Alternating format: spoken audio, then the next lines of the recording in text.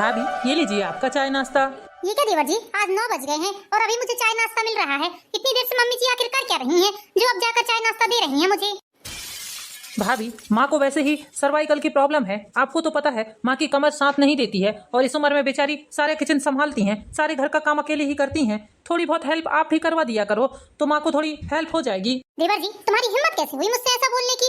तुम्हें पता है ना कि मैंने शादी से पहले ही तुम्हारी माँ को बोल दिया था कि मैं किचन का कोई भी काम नहीं करूंगी और न ही घर का कोई काम करूंगी। मेरी खुद कमर साथ नहीं देती है, मेरी कमर में खुद प्रॉब्लम है। मैं गिर गई थी जब से मेरी कमर साथ नहीं देती है, इसलिए तुम्हारी माँ को मैंने पहले ही समझा दिया था। तो तुम्हारी माँ ने क्या बोला था? तुम्हें याद दिला दूं कि तुम्हारी माँ ने क्या बोला था मुझसे कि बेटा बस तुम मेरे घर में बहू बनकर आ जाओ, सारा काम मैं संभाल लूंगी। अब तुम्हारी माँ ने मुझे बहू बनाया है तो काम तो उन्हें करना ही पड़ेगा। ना ही मैं अपने मायके में कोई काम करती थी और ना ही यहाँ करूंगी, मुझे कोई भी काम नहीं करना है। और आज बोल दिया आपने, आज के बाद ऐसा बोलना भी मत। छोटे मुंह बड़ी बात करते हुए तुम्हें शर्म नहीं आती? तुम देवर हो मेरे, मैं तुम्हारी भाभी हूँ, ओहदे में भी बड़ी हूँ और उम्र में भी बड़ी हूँ। इतनी कम उम्र के होते हुए तुम्हें शर्म नहीं आती? मुझसे इस तरह से बात कर रहे हो? तुम्हारी माँ को इतनी ही परेशानी हो रही है तो एक काम क्यों नहीं करते हो? थोड़ा बहुत कमाने लगो जाकर। तो तुम्हारी माँ के लिए एक आध काम वाली रख लेना अपने पैसों से। अब मेरे पति के पास इतने पैसे तो नहीं है कि घर में काम वाली लगेगी। कमाने वाले बेचारे मेरे पति अकेले हैं और खाने वाले 4 लोग हैं। अब बेचारे घर की पूर्ति करें कि घर में काम वाली बाई रखें। तुम्हारी माँ ने जैसा बोला था वैसा कर रही है वो, और तुम भी करने दो। ज्यादा बीच में बोलने की जरूरत नहीं है तुम्हें, छोटे हो, छोटे की तरह रहो। भाभी मैं तो बस इतना बोल रहा था कि थोड़ी सी माँ की हेल्प करवा दिया करो आप। इसके अलावा मैंने और क्या बोला है जो आप मुझे इतनी खरी खोटी सुना रही हैं? हाँ हाँ देवर जी, मेरे सींग लगे हुए हैं ना, जो तुमसे लड़ने के लिए भिड़ी जा रही हूँ मैं। तुमने क्यों बोला मुझसे ऐसा? तुम्हें पता है ना कि मैं काम नहीं करती हूँ, तो बोलने से फायदा क्या है तुम्हें? अब चाय नाश्ता रखकर तुम जा सकते हो, मुझे तुमसे और बकवास नहीं करनी है। बड़ा आया, मुझसे काम कराएगा। मैं इस घर में क्या काम वाली बाई बनकर आई हूँ जो काम करूंगी? नहीं करती मैं काम, कोई परेशानी नहीं है मुझे। बस मैं बहाना बनाकर बैठी रहती हूँ, लेटी रहती हूँ, मुझे कोई काम नहीं करना है। प्रिया मेरा पर्स कहाँ रखा है? मुझे ऑफिस जाने के लिए देर हो रही है, बता दो। अरे क्या बात है प्रिया, बहुत नाराज दिख रही हो, क्या हुआ? कोई बात हुई है क्या? सुमित, तुम्हारे भाई ने आज सुबह सुबह मेरा मूड खराब कर दिया। आइंदा यदि उसने ऐसी गलती की ना तो मुझसे बुरा कोई नहीं होगा। छोटा है, छोटे की तरह रहे, मुझसे ज्यादा बड़ी बड़ी बातें करने की जरूरत नहीं है उसे। अरे बाबा क्या बोल दिया उसने जो तुम इतनी नाराज हो रही हो? अरे उसने बोला कि भाभी आप माँ के साथ काम करवाने लगा करो, आप माँ के साथ काम नहीं करवाती हो, उनकी कमर दुखती है, वो काम नहीं कर सकती हैं। अच्छा ऐसा बोला उसने? उसकी इतनी हिम्मत? ठहर जाओ, आज उसकी क्लास लगाता हूँ। मेरी पत्नी से उसने ऐसा बोला कैसे? अनुज, अनुज कम हियर, क्या कर रहे हो तुम? इधर आओ। जी भैया बोलिए, क्या बात है? अनुज तुम्हें बोलने का तरीका नहीं है क्या? तुम्हारी भाभी उम्र में और ओहदे में दोनों में बड़ी है, तुमने कैसे अपनी भाभी को घर के काम करने के लिए बोल दिया? भैया आज सुबह से माँ की कमर बहुत ज्यादा दर्द कर रही है, माँ खड़े होकर काम नहीं कर सक रही हैं, उनकी कमर में इतनी प्रॉब्लम हो रही है। आपको तो पता है माँ को सर्वाइकल की प्रॉब्लम है। अब इस उम्र में माँ सारे घर का काम करेंगी तो उनका शरीर कहाँ से चलेगा भला? अरे ऐसा कौन सा इतना भारी काम कर रही है माँ जो तुम ऐसा बता रहे हो? 4 लोगों का खाना पीना ही तो बना रही हैं और कपड़े लत्ते मशीन में डाल देती हैं और झाड़ू पोछा करती हैं, हो गया। उसके अलावा काम ही क्या है जो तुम ऐसा बोल रहे हो? एक बात कान खोल कर सुन लो, आइंदा तुम मेरी पत्नी से किसी प्रकार की बदतमीजी नहीं करोगे, वरना मुझसे बुरा कोई नहीं होगा। सुबह सुबह बेचारी का सारा मूड ही खराब कर दिया। चलो कान पकड़कर माफी मांगो अपनी भाभी से, वो तुम्हारी माँ समान है। कोई अपनी माँ से इस तरह से बदतमीजी करता है क्या? चलो कान पकड़कर माफी मांगो। आई एम सॉरी भाभी, आज के बाद मैं आपसे ऐसी कोई भी बात नहीं करूंगा जिससे आपके दिल को ठेस पहुंचे। हाँ हाँ ठीक है ठीक है। अरे जानू अब तो गुस्सा थूक दो। आप क्यों चेहरे पर इतना गुस्सा लिए बैठी हो? फूल से चेहरे पर इतना गुस्सा ठीक नहीं लग रहा है। तुम्हारी इस गुलाबी गुलाबी चेहरे पर गुस्सा बिल्कुल भी अच्छा नहीं लगता। तुम तो हंसती मुस्कुराती ही अच्छी लगती हो। आइंदा से तुम्हें ऐसी बात नहीं बोलेगा, वो समझा दिया है ना मैंने उसे। अब तो उसने तुमसे माफी भी मांग ली है। ठीक है, आप बोल रहे हैं तो गुस्सा थूक देती हूँ। अब चाय नाश्ता कर लेती हूँ, चाय भी ठंडी हो गई मेरी। अरे चाय ठंडी हो गई, लाओ मैं गर्म करके ला देता हूँ।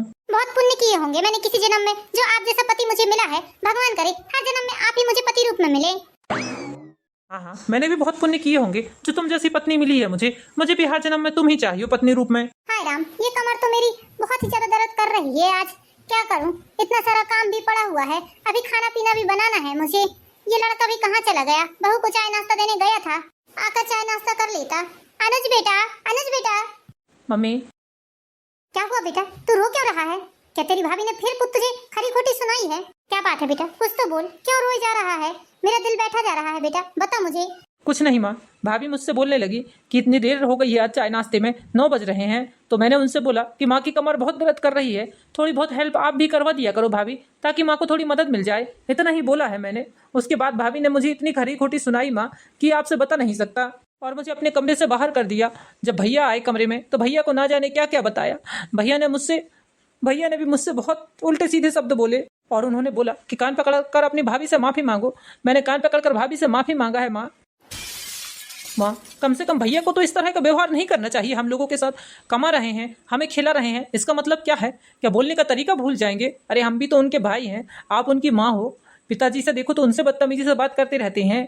माँ, अब मैंने ठान लिया है, मैं बहुत मेहनत करूंगा, बहुत पढ़ूंगा लिखूंगा और भैया से ऊंची पोस्ट में जॉब करूंगा, देख लेना आप। बेटा, तुझसे कितनी बार मना किया है कि तू अपनी भाभी से कुछ मत बोला कर, उसे करने दे, वो जैसा कर रही है। जब तक मेरे शरीर में जान है तब तक ही काम करूंगी ना। जिस दिन मेरे हाथ पैर नहीं चलेंगे उस दिन तो वो करेगी ही। बेटा, तू बहुत समझदार है, तुझे एक बात और समझा देती हूँ, आज के बाद दोबारा कभी उससे ऐसा कुछ मत बोलना। माँ, मुझसे आपकी तकलीफ देखी नहीं जाती है। आप दर्द में भी सारे घर का काम करती रहती हैं। आपसे कोई पूछने वाला तक नहीं रहता है कि माँ आपके कमर में दर्द हो रहा है, यह आपको कैसा लग रहा है? बेटा, अपना सिक्का ही खोटा है तो दूसरों को क्या नाम रखना। तेरा भाई खुद नहीं चाहता है कि उसकी बीवी कोई भी काम करे। अब मेरी मजबूरी थी बेटा, जो उस मजबूरी में मैंने उसे अपनी बहू बनाया है, वरना मैं तो बिल्कुल भी नहीं चाहती कि ऐसी लड़की मेरे घर की बहू बने जो ना ही बड़ों की इज्जत करना जाने, ना ही घर गृहस्थी संभालना जाने। माँ, कितना अच्छा होता जो हम बबली को अपने भैया के लिए मांग लेते, लेकिन भैया ने अपनी पसंद से शादी की है, इसलिए आज देखिए वो तो खुश हैं, लेकिन हम लोग भुगत रहे हैं। बेटा, मुझे तो बबली बहुत पसंद थी, तुझे तो पता है। मैंने कितना बार बोला था कि बबली को मैं अपनी बहू बनाऊंगी, लेकिन नहीं, इसे तो ये पसंद थी, इसके लिए इसने क्या कुछ नहीं किया है। जब मैंने प्रिया से शादी करने के लिए मना किया तो इसने खाना पीना छोड़ दिया था और बोल रहा था मैं हमेशा हमेशा के लिए घर छोड़कर चला जाऊंगा। अब बेटा, इसकी जिद के आगे मुझे हार मानना पड़ा। सुमित ने मुझे कितना मजबूर कर दिया था। मैं प्रिया के घर जाकर सुमित के माता पिता से हाथ पैर जोड़ी थी शादी के लिए। प्रिया भी सुमित को चाहती थी, लेकिन उसकी एक शर्त थी कि मैं यदि शादी करूंगी तो तुम्हारे घर में कोई भी काम नहीं करूंगी। उसने अपनी कमर दर्द का बहाना बताया था। बेटे की खुशी के आगे मैंने भी उसकी सारी शर्तें मान ली थी। बेटा, क्या करूं, मैं भी मजबूर हूं। इसलिए बेटा, अब मुझे उसे निभा कर ही चलना पड़ेगा, वो चाहे जैसे भी हो, मुझे उसे लेकर चलना ही पड़ेगा। मैंने उसे वादा किया था। भगवान, तुमने जो हमारे कल कपड़े धुले थे वो कपड़े कहाँ रख दिए हैं? हमें बता दो, हम बैठे बैठे प्रेस कर लेते हैं। चलिए जी, मैं आपको निकाल कर दे देती हूँ, आप बैठे बैठे प्रेस कर लेना। मैं ही कर देती प्रेस, लेकिन क्या बताऊँ, आज मुझे सारा काम पड़ा है करने का। हाँ हाँ चलो, मैं कर लूंगा। बेचारी माँ और पापा की ऐसी तकलीफ देखी नहीं जाती मुझे। पापा जब तक नौकरी में थे कितने अच्छे से रहते थे, कितने ठाठ से रहते थे। जब से पापा रिटायर हुए हैं, भैया ने तो उन्हें जैसे कितने मजबूर कर दिए हैं भैया ने उन्हें। भैया तो बस अपनी पत्नी को ही सब कुछ मानते हैं, माँ पापा की उनके जीवन में कोई महत्वता है ही नहीं। जैसे भैया हम लोगों को कमा कर क्या खिला रहे हैं, अपने आप को ऐसा समझ रहे हैं जैसे वो इस घर के राजा और हम उनके सेवक हैं, नौकर हैं। कितना गंदा व्यवहार करते हैं हम तीनों के साथ। ऐसा लगता है कि हम लोग उनके कुछ लगते ही नहीं हैं। अब कल से मैं सिर्फ और सिर्फ अपने ऊपर ध्यान दूंगा, अपनी पढ़ाई के ऊपर ध्यान दूंगा। इतनी मेहनत करूंगा मैं कल से कि मैं इस वर्ष कंपटीशन एग्जाम निकाल ही लूंगा। अनुज 1 महीने तक लगातार अपनी पढ़ाई को लेकर बिल्कुल सीरियस हो जाता है और बहुत कड़ी मेहनत करता है। 1 महीने बाद जब अनुज का एग्जाम आया तो अनुज ने एग्जाम दिया। अरे ये क्या मम्मी जी, कैसे झाड़ती हैं आप? क्या आपको झाड़ू पोछा करते भी नहीं आता है? जहाँ देखो वहाँ डस्ट ही डस्ट दिखती है। ये पलंग के नीचे देखो कितनी ज्यादा डस्ट है, थोड़ा कमर झुकाकर झाड़ लिया करो। अरे बेटा, तुझे तो पता है मेरी रीढ़ की हड्डी में परेशानी है, गैप है मेरी रीढ़ की हड्डी में, इसलिए मैं ज्यादा झुक नहीं सकती हूँ। खड़े खड़े झाड़ू लगा लेती हूँ बेटा, इसलिए पलंग के नीचे झाड़ू नहीं लग पाती है, इसलिए थोड़ी डस्ट रह जाती है वहाँ। अरे मम्मी जी, ये सब काम ना करने के बहाने हैं, मैं अच्छे से जानती हूँ जिसे करना होता है ना वो कैसे भी काम कर ही लेता है। आप मुझे तो मत ही बताइए तो ही बेहतर है। वैसे मम्मी जी, ये सब बात करने का टाइम नहीं है मेरे पास। मैं आपसे कुछ जरूरी बात कर रही थी कि मेरी कुछ सहेलियां आ रही हैं, उनके लिए थोड़ा अच्छा सा खाना बना देना। वही रोज का उबला हुआ खाना बनाकर मत रखना आप। कितनी सहेलियां आ रही हैं बेटा? यही कोई 4-5 सहेलियां आ रही हैं, तो उनके लिए कुछ नहीं, राजमा चावल, कढ़ी, रायता और पनीर की सब्जी बना देना और मसाले वाली पूड़ी बना देना, खीर बना देना, बस हो गया। इतना ही आइटम बना देना। और हाँ मम्मी जी, तेल मसाले में किसी प्रकार की कोई कमी मत रखना। मैं जानती हूँ आप बहुत कंजूसी करते हो, अब मेरा पति कमा रहा है तो इसमें कंजूसी करने वाली बात क्या है भला? मेरी सहेलियों के लिए अच्छा खाना बनाना आप। हाँ, आप लोगों के लिए भले ही कंजूसी कर लेना, लेकिन मेरी सहेलियों के लिए और मेरे लिए किसी प्रकार की कोई कमी मत करना। खीर में काजू बादाम पिस्ता अच्छा भर भर कर डालना। बेटा, आज इनका बीपी बढ़ा हुआ है, मुझे ऐसा लग रहा है, इसलिए मैं आज इन्हें हॉस्पिटल लेकर जाती, ऐसा सोच रही हूँ। अरे मम्मी जी, पापा जी का तो रोज का वही काम है, रोज उन्हें बीपी शुगर बढ़ी रहती है। अब क्या उनके कारण मैं अपनी सहेलियों को आने जाने के लिए मना कर दूं? बेचारी यहाँ आएंगी तो उन्हें ऐसे ही थोड़ी ना विदा करूंगी मैं। पहली बार मेरे घर आ रही हैं तो कम से कम कुछ अच्छा सा खा कर जाएंगी। पापा जी को आप बाद में भी ले जा सकती हैं, वो मर नहीं रहे हैं आज की आज में। बहू जरा तमीज से बात करो, ये कैसे बोल रही हो? वो तुम्हारे ससुर जी हैं, उनके खिलाफ मैं एक शब्द भी नहीं सुनूंगी। ठीक है मम्मी जी, यदि आप मेरी बात नहीं मान रही हैं तो आप जानती हैं ना मैं क्या करूंगी फिर। अभी सुमित को फोन लगाती हूँ मैं और बताती हूँ उन्हें आपकी सारी बातें कि आप मेरी बात नहीं मान रहे हैं, मेरी सहेलियों के लिए खाना नहीं बना रही हैं आप। नहीं नहीं बेटा, मैं तुम्हारे ससुर जी को बाद में हॉस्पिटल लेकर चले जाऊंगी, बस तुम सुमित को फोन मत लगाना। तुम जो बोलोगी, जैसा बोलोगी मैं वैसा ही करूंगी। आप जैसे लोगों को कैसे लाइन पर लाना है मुझे बहुत अच्छे से आता है मम्मी जी, इसलिए जाइए जल्दी से तैयारियां शुरू कर दीजिए। हाँ हाँ बेटा ठीक है। इनका बेटा मेरी मुट्ठी में है तो कोई मेरा कुछ नहीं कर सकता। अरे कितनी देर लग रही है आपको चाय नाश्ता लाने में? जल्दी लेकर आइए, मेरी सहेलियां यहाँ बैठे बैठे इंतजार थोड़ी ना करेंगी। हाँ हाँ बेटा बस लेकर आ रही हूँ। प्रिया तेरा मकान तो 1 करोड़ रुपए से ऊपर का होगा, कितना सुंदर लग रहा है। अरे हाँ हाँ, खाली डेकोरेशन की चीजें तो यहाँ 50,000 से ऊपर की हैं और मकान तो 60-70 लाख से ऊपर का बना हुआ है। अरे सब मेरे पति की मेहनत की कमाई का है, नहीं तो यहाँ रहने वाले लोग तो फुकट में खाना ही जानते हैं, उन लोगों से तो कुछ नहीं आता, बस मुफ्त की रोटी तोड़ने के लिए बता दो उन्हें। अरे प्रिया ऐसा क्या बोल रही हो? सुभी तू नहीं जानती है इस घर के लोगों को मुफ्त की रोटी तोड़ना तो इनकी फितरत नहीं है। जैसे एक ससुर जी हैं जो जब से रिटायर हुए हैं तो बैठे बैठे खा रहे हैं, एक वो मेरा देवर है, वो देवर भी कुछ नहीं करता है, एक नंबर का नल्ला है, नल्ला ना ही कुछ करना जानता है, नहीं कुछ काम धंधा करना चाहता है। मैंने उससे लाख बार बोला है कि तू कुछ काम धंधा कर, कितनी बार तो उसे डांट लगा दी, कितनी बार चिल्ला दी, लेकिन फिर भी वो है कि बेशर्मों जैसा पड़ा ही रहता है। नाश्ता रेडी हो गया है बेटा, मैंने चाय चढ़ा दिया है, चाय बनती ही होगी, बस मैं चाय लेकर आती हूँ, जब तक तुम लोग नाश्ता करो। अरे ये कैसा नाश्ता बनाया है आपने? मैंने आपसे ब्रेड पकौड़े बनाने के लिए बोला था, जाइए जल्दी से ब्रेड पकौड़े बना कर लाइए, और हाँ चाय भी बनाना और कॉफी भी बनाना, मेरी 2 सहेलियां कॉफी भी पीती हैं। बेटा इतना सारा नाश्ता बनाते बनाते तो मैं थक गई हूँ, अब ब्रेड पकौड़े भी बनाऊंगी, 1 घंटे और लग जाएंगे। बेटा यही नाश्ता कर लो। आपको मेरी बात समझ में नहीं आती है क्या? मैंने आपसे जितना बोला है उतना काम करिए, आपको ज्यादा दिमाग लगाने की जरूरत नहीं है, घर में सारी चीजें रखी हैं, जाइए जाकर बना दीजिए, चीजें तो रखी हुई हैं, आपको सिर्फ बनाना है, बनाने में आपको कौन सी तकलीफ हो रही है? अरे प्रिया रहने दे, मत परेशान कर, क्यों परेशान कर रही है अपनी नौकरानी को? हाँ हाँ देखना बेचारी कितनी एज की है, तुम्हारी सासू माँ की उम्र की है बेचारी, अब इस उम्र में उनसे इतना काम कराएगी तो ठीक नहीं है, कहीं ऐसा ना हो कि तेरे घर का काम छोड़कर वापस चली जाए वो। अरे शिखा पारुल ऐसी कोई बात नहीं है, ये सारा काम कर लेती हैं, बस थोड़ी अलाल है, थोड़ी आलसी है इनमें, इन जैसे लोगों को कैसे ठीक करना है मुझे बहुत अच्छे से आता है। जाइए और जल्दी से जाकर ब्रेड पकौड़े बनाकर लाइए, जितना बोला गया है उतना काम करिएगा। ठीक है बेटा मैं बनाकर लाती हूँ, लेकिन बेटा कम से कम 1 घंटे लग जाएंगे क्योंकि आलू उबालना पड़ेगा, उसके बाद ही तो ब्रेड पकौड़े बनेंगे। हाँ हाँ ठीक है जाइए बनाकर लाइए।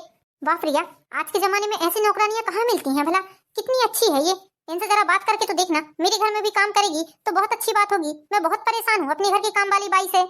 अरे हाँ प्रिया मेरे लिए भी बात करना, मेरे घर में भी यदि काम कर सके तो अच्छी बात है, मैं तो उन्हें और थोड़ी बहुत पगार बढ़ा कर ही दूंगी, तेरे घर में जितनी देती हैं उससे ज्यादा दूंगी। अरे तुम दोनों अपनी बकवास बंद करो, वो मेरे घर की काम वाली बाई नहीं है, वो मेरी सास है। क्या बात कर रही है प्रिया, तेरी सास है वो? तू अपनी सास से ऐसा काम करवा रही है? हाँ हाँ मैं इससे ऐसे ही काम करवाती हूँ, जब से मैं इस घर में आई हूँ मैंने एक गिलास इधर से उधर नहीं किया है, मैं पहले ही बोल बताकर शादी की हूँ कि मैं शादी तो करूंगी लेकिन कुछ भी नहीं करूंगी आपके घर में काम, मैंने शादी से पहले ही शर्त रख दी थी जो अब इन लोगों को मानना ही पड़ता है, अब चाहे उनका जी चले या ना चले मुझे इससे कोई मतलब नहीं है। लेकिन प्रिया क्या तेरे पति कुछ नहीं बोलते हैं इस बारे में? तेरे पति चुपचाप सारी चीजें देखते रहते हैं क्या? अरे मेरे पति मुझसे कुछ नहीं बोलते हैं, सब पहले ही हो चुका है, सारी चीजें पहले ही बता दिया है मैंने, वो तो अपनी माँ को बोल देंगे लेकिन मुझे नहीं बोलते हैं कभी। वाह प्रिया तू तो बहुत लकी है, हम तो सोच रहे थे कि जैसे हमारी सास खड़ूस है ऐसे ही तेरी भी सास होगी, लेकिन यहाँ तो देखने में बिल्कुल उल्टा ही मिला हमें। लेकिन प्रिया देख तेरी सास बुजुर्ग है और इस तरह से उनसे काम नहीं करवाना चाहिए तुझे, बेचारी सारे घर का काम कर रही हैं और तू बैठी बैठी महारानी जैसे उन्हें ऑर्डर लगा रही है। हमारे घर में तो यदि हम अपनी सासू माँ को 1 गिलास पानी के लिए भी बोलेंगे तो पता नहीं क्या होगा, उस दिन तो तूफान ही आ जाएगा लगता है घर में। हाँ हाँ मेरा भी यही हाल है, मेरे घर में भी ऐसा ही है, तुम लोगों में और मुझ में यही तो अंतर है, तुमने तो स्कूल टाइम से ही देखा है कि मैं सबसे अलग हूँ, पता है या नहीं तुम लोगों को? हाँ हाँ पता है हमें, तू स्कूल टाइम से ही सबसे अलग है, अपनी पोजीशन बनानी पड़ती है, ऐसे ही नहीं मिल जाती है। ठीक है प्रिया तो हम लोग चलते हैं, काफी टाइम हो गया है, अब हम लोग को घर भी जाना है वरना ज्यादा समय हो जाएगा तो हमारे घर में हमें एंट्री नहीं देंगे। हाँ हाँ प्रिया हम लोग चलते हैं अब। मम्मी जी पोछे का कपड़ा लेकर आइए और यहाँ टेबल सब साफ करिए, देखिए थोड़ा बहुत जूठन बगरा हुआ है। हाँ बेटा ला रही हूँ। माँ जल्दी आओ, देखो आपके लिए बहुत बड़ी खुशखबरी है, जल्दी आओ माँ। भाभी बस मैं समय का इंतजार कर रहा हूँ। थोड़े दिन और रुक जाइए, उसके बाद मैं अपनी माँ को लेकर यहाँ से हमेशा हमेशा के लिए चला जाऊँगा। मैं अपनी माँ को इस दलदल में नहीं रहने दे सकता। मेरी माँ दिन ब दिन इस दलदल में फंसते जा रही है। हाँ पूजा बोल। दीदी कल से मेरी 4-6 दिनों की छुट्टियां पड़ रही हैं कॉलेज की। मैं सोच रही हूँ कि आपके घर आ जाती हूँ 4-6 दिनों के लिए रहने। घर में बहुत बेकार लग रहा है, बोर बोर सा लग रहा है मुझे। हाँ ठीक है पूजा, तू कल आ जा। ठीक है दीदी, मैं कल बड़े भैया के साथ आती हूँ। बड़े भैया मैं आते हैं हम लोग आपके यहाँ कल। हाँ हाँ ठीक है पूजा। मम्मी जी घर आइए। हाँ बेटा बोलो क्या बात है। मम्मी जी कल मेरी छोटी बहन पूजा और मेरे बड़े भैया दोनों आ रहे हैं। बड़े भैया पूजा को छोड़कर चले जाएंगे। पूजा 2-4 दिनों के लिए यहाँ आ रही है, तो एक काम करिएगा, आप उन लोगों के लिए कुछ अच्छा सा खाना बना लीजिएगा आप, क्योंकि वो लोग भूखे आएंगे। बेटा इस उम्र में मुझसे घर के काम ही नहीं होते हैं, थोड़ी सी मेरी हेल्प करवा दोगी तो बहुत अच्छा होगा। मैं घर का ही काम करते करते थक जाती हूँ। आपको पता है ना कि मुझे कमर में बहुत तकलीफ रहती है, इसलिए मैं कोई भी काम नहीं कर सकती हूँ। आपको जितना बोल रही हूँ उतना कर लिया करो, आप ज्यादा बात करने की जरूरत नहीं है। अच्छा ठीक है बेटा, तो मुझे कुछ पैसे दे दो, मैं डॉक्टर के यहाँ जाकर अपना इलाज करा लेती हूँ, तो थोड़ा हाथ पैर सही रहेंगे मेरे, काम करने में ज्यादा तकलीफ नहीं होगी। बस काम चोरी तो कोई आपसे सीखे, इतने पैसे झाड़ में नहीं फर रहे हैं कि आपके इलाज के लिए मैं आपको पैसे दे दूं। जाओ जाकर अपना काम करो। क्या बात है शकुंतला, बहुत उदास दिख रही हो, क्या हुआ? फिर से बहू ने कुछ कहा क्या? नहीं जी, कोई बात नहीं है, बस ऐसे ही थोड़ी थकान हो रही थी तो। शकुंतला, तुम्हें मुझसे कोई भी बात छुपाने की जरूरत नहीं है। मैं तुम्हारा चेहरा देखकर पहचान जाता हूँ कि तुम आज उदास हो। जरूर तुम्हें बहू ने ही भला बुरा सुनाया होगा, तभी तुम इतनी उदास हो रही हो। बताओ मुझे शकुंतला, क्या बात है? कल बहू का बड़ा भाई और उसकी छोटी बहन पूजा आ रही हैं। बस वही बात बोलने के लिए उसने मुझे बुलाया था कि कल मेरे भाई और मेरी बहन आ रहे हैं, तो अच्छा सा खाना बनाकर रख लेना उनके लिए। तो मैंने उससे बोला कि थोड़ी सी हेल्प करवा दे, तो वो मुझे भला बुरा सुनाने लगी। आपको तो पता है उसकी आदत। शकुंतला, मैं आज सुमित से बात करता हूँ, बहुत हो गया। तुम इस घर की नौकरानी नहीं हो। बहू होकर वो बिस्तर में पड़े पड़े टीवी देखती रहती है, मोबाइल चलाती रहती है, लेकिन एक दिन तुम्हारे साथ रसोई में हाथ नहीं बटाती है, न ही घर का कोई काम किया है उसने। 1 साल हो चुके हैं शादी को, अब तो अति ही कर रही है वो। नहीं जी, आपके हाथ पैर जोड़ती हूँ, आप उससे कुछ मत बोलिएगा, वो भी वैसा ही है। वो हमारी बात पर भरोसा कहाँ करता है, वो तो बहू के पक्ष में ही बात करता है। ठीक है, मैं चलकर अपना काम कर लेती हूँ। कौन आया है? हाँ रुक जाइए, आ रहा हूँ, खोल रहा हूँ दरवाजा। अरे पूजा, तुम अचानक से यहाँ? तुमने आने की कोई खबर भी नहीं दी। अनुज, मैंने प्रिया दीदी को फोन तो कर दिया था, उन्होंने बताया नहीं क्या आपको? नहीं, मुझे तो उन्होंने नहीं बताया, हो सकता है माँ को बताया हो। मम्मी जी, भूख के मारे पेट में चूहे दौड़ रहे हैं। 2 घंटे से आप क्या कर रही हैं रसोई में? जल्दी खाना बनाइए और खाना लाकर मुझे दीजिए। अनुज, ये दीदी की आवाज है ना? दीदी इस तरह से आंटी जी से बात क्यों कर रही है? अनुज, इस तरह मौन क्यों खड़े हो? बताओ मुझे, आंटी जी से इस तरह खाना बनाने के लिए क्यों बोल रही है ये? पूजा, 2-4 दिन यहाँ पर रहकर देखो, तुम्हें सारी चीजें समझ में आ जाएंगी। मैं कुछ नहीं बोलता। ये पूजा है, प्रिया की छोटी बहन। अनुज, मेरा बैग गाड़ी में रखा है, प्लीज मेरा बैग लेकर आ जाइए ना। हाँ ठीक है, मैं तुम्हारा बैग लेकर आता हूँ, तुम चलो अंदर। सुबह के 11 बज रहे हैं, ये बुढ़िया ने अभी तक खाना नहीं बनाया है। इतनी जोरों की भूख लगी है मुझे। मेरा बस चले ना तो इस बुढ़िया का गला घोट कर इसे मार डालूं, लेकिन क्या बताऊं, मैं मजबूर हूँ ना। मेरी बहन और मेरे भैया भी आते होंगे, जल्दी से खाना बना देती है तो मैं खा पी कर फ्री हो जाती। दीदी आते नहीं होंगे, मैं आ चुकी हूँ। अरे पूजा, तू आ गई? आ बैठ। क्या हुआ पूजा, तेरा चेहरा क्यों उतरा हुआ है? कोई बात है क्या? भैया कहाँ हैं? भैया नहीं आए क्या? नहीं, भैया को कुछ काम आ गया था, इसलिए भैया नहीं आ पाए।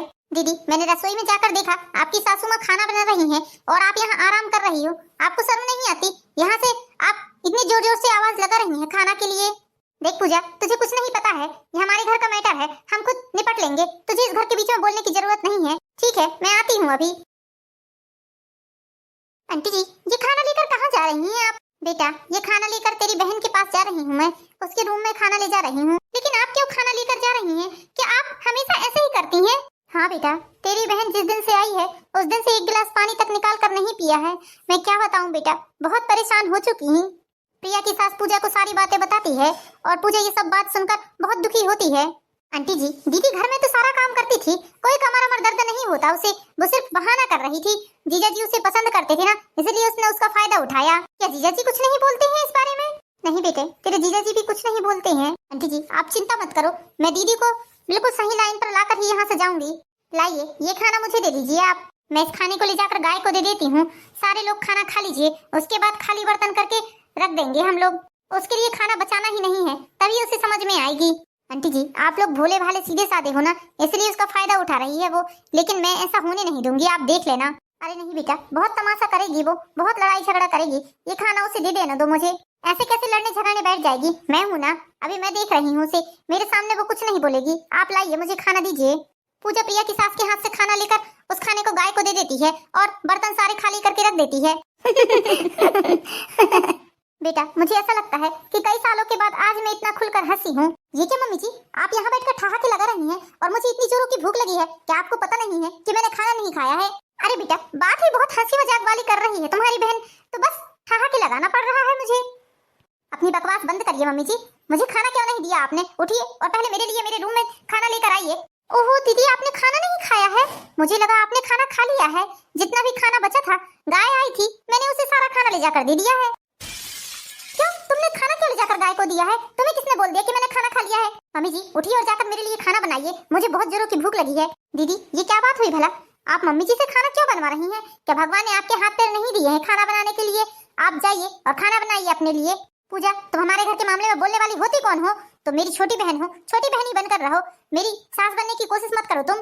दीदी यहाँ बात छोटे और बड़े की नहीं है, यहाँ बात है सिर्फ सही गलत की। आप जो कर रही हैं इस घर के लोगों के साथ वो बहुत गलत है। किसी के सीधे और भोलेपन का इतना भी नाजायज फायदा मत उठाइए।